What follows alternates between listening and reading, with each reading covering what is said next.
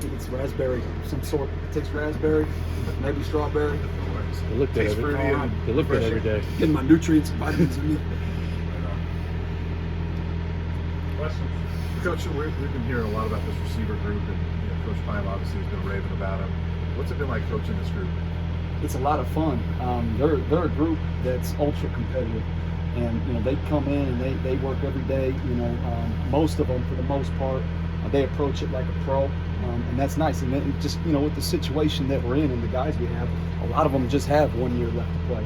You know what I'm saying? And so they know this is it for them. So they approach the game with that mindset right now. It's been a lot of fun.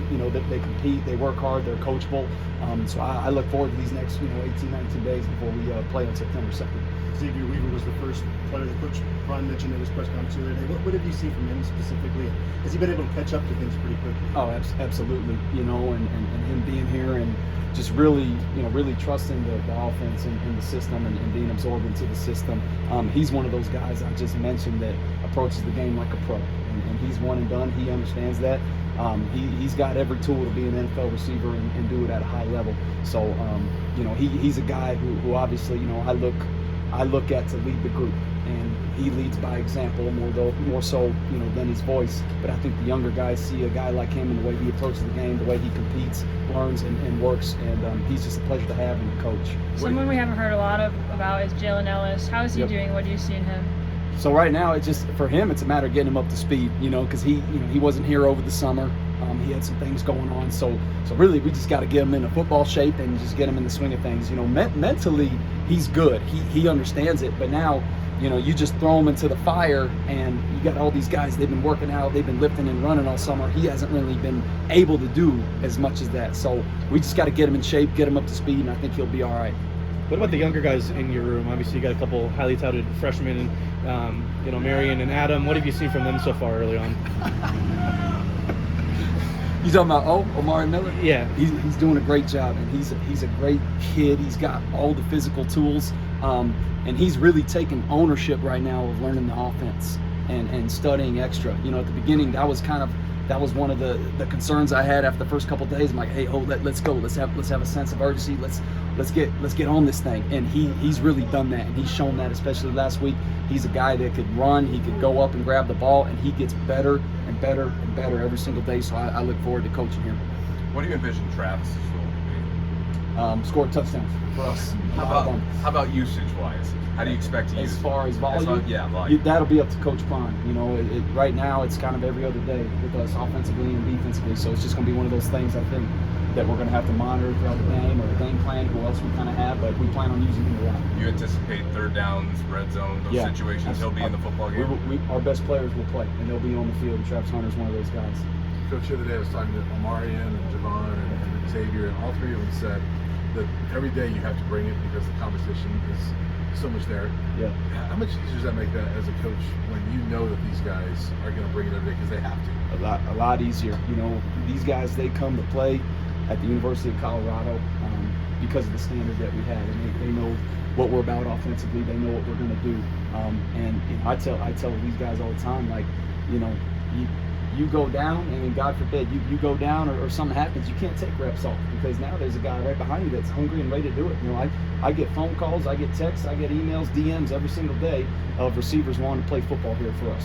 And so we're going to attract the best, and we're always going to have a room full of depth that's ready to go. So that kind of raises the level of competition of the group. How's Jimmy Horn been in camp? Awesome, excellent. Love Jimmy Horn. He's a pro about the game, just like Zay is. Football is very, very, very important to him, and he studies the game well. Obviously, you see him out there. He's one of those guys.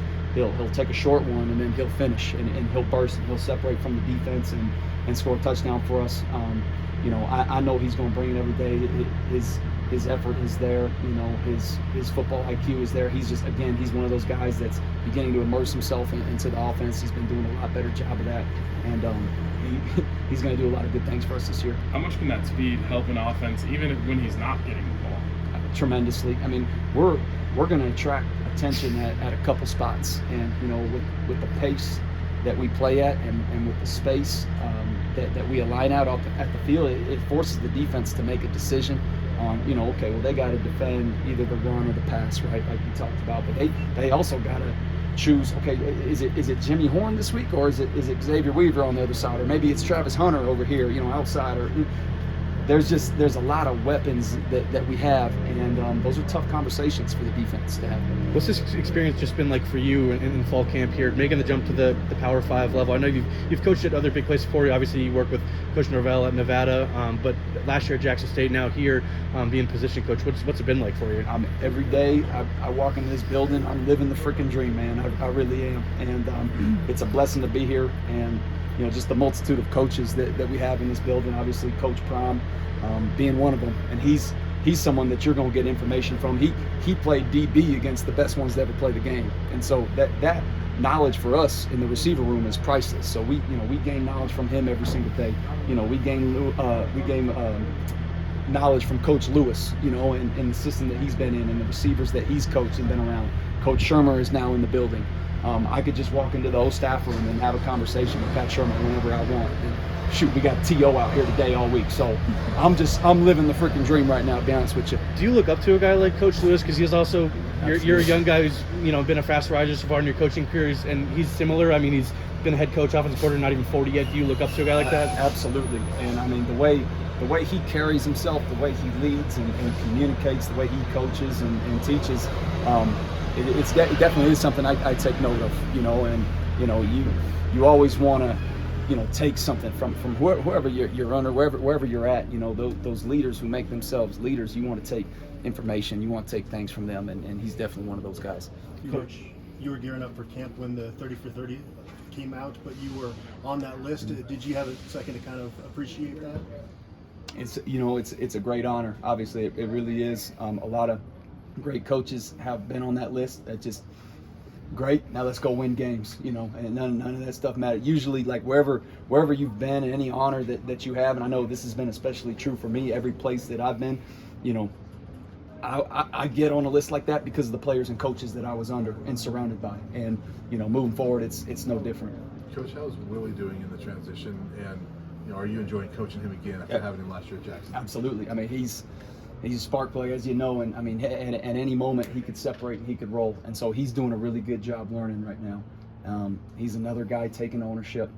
He's studied. He texts or calls me every single night, and he wants to know what plays we're doing tomorrow. He wants the script. He'll ask a question every single night.